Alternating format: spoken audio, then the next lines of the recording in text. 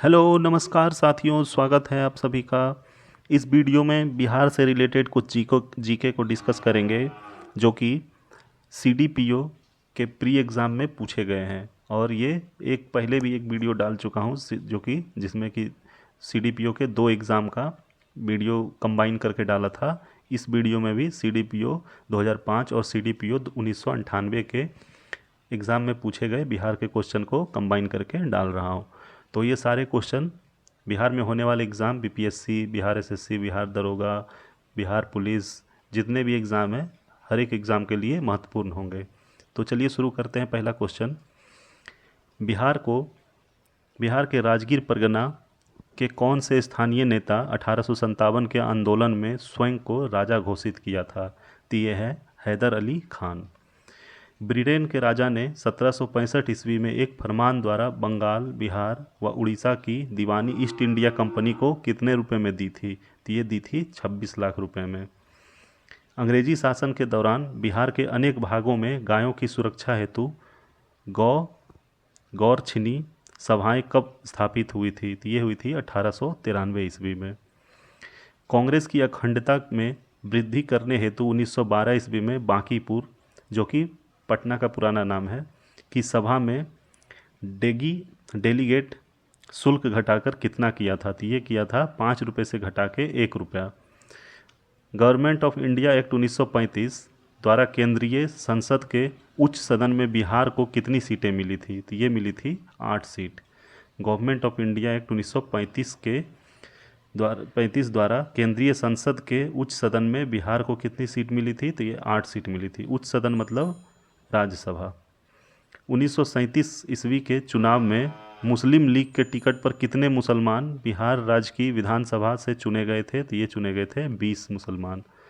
Cabinet mission plan के अनुसार राज्यों की ग्रुपिंग में बिहार को किस ग्रुप में रखा गया था? तो बिहार को ग्रुप ए में रखा गया था।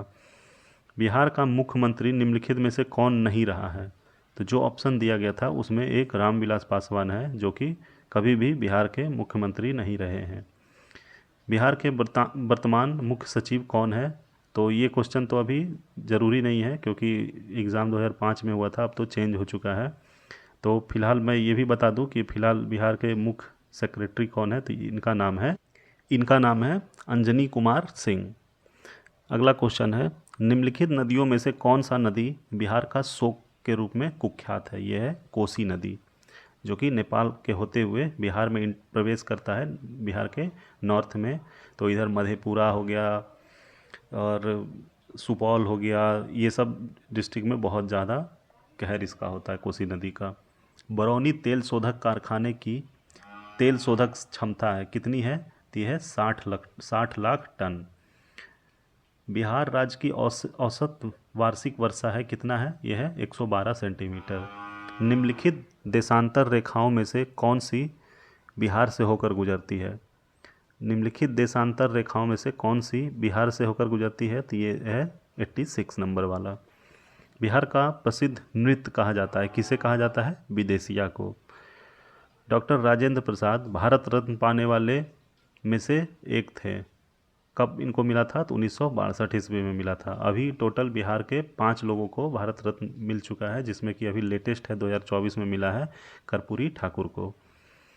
कांग्रेस सोशलिस्ट पार्टी का प्रथम अधिवेशन हुआ था 1934 में। कहाँ पे हुआ था ये? तो ये बिहार के पटना में हुआ था।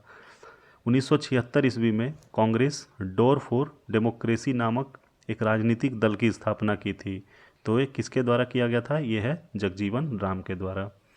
मुस्लिम लीग का प्रत्यक्ष कार्य दिवस, डायरेक्ट एक्शन प्लान की घोषणा के द्वारा बिहार में पूर्ण हड़ताल कब हुई थी? तो ये हुई थी 16 अगस्त 1946 ईस्वी को।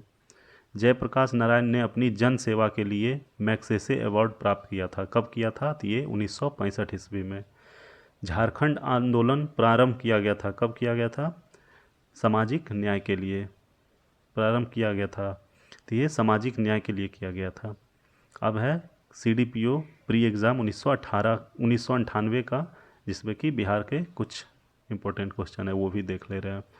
केसरिया सुप्रसिद्ध है, तो क्या है केसरिया? ये बौद्ध स्तूप के लिए है सुप्रसिद्ध।